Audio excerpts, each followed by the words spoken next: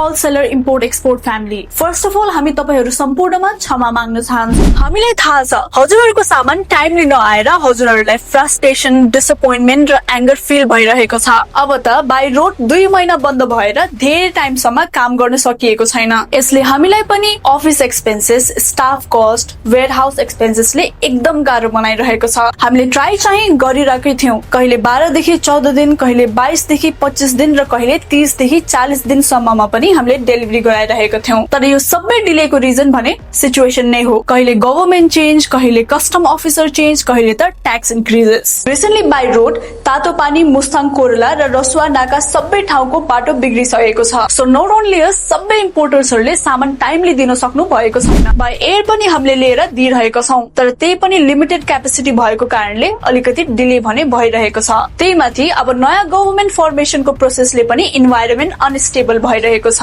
तर अब केही दिनमा बाटो खुल्न साथ हामी सबै सामान कन्टिन्युअस डेलिभरी गर्न रेडी छौं। डकुमेन्ट देखि सबै प्रोसेस हामीले अलरेडी स्ट्यान्ड बाईमा राखेका छौं। सो प्लिज अलिकति पेशेन्स राख्नुहोस्। अब सामान जति सक्दो फास्ट डेलिभरी गर्नमा हामी कमिटेड छौं। तपाईहरुको धैर्यता र सपोर्टको लागि big thanks from all seller import export family.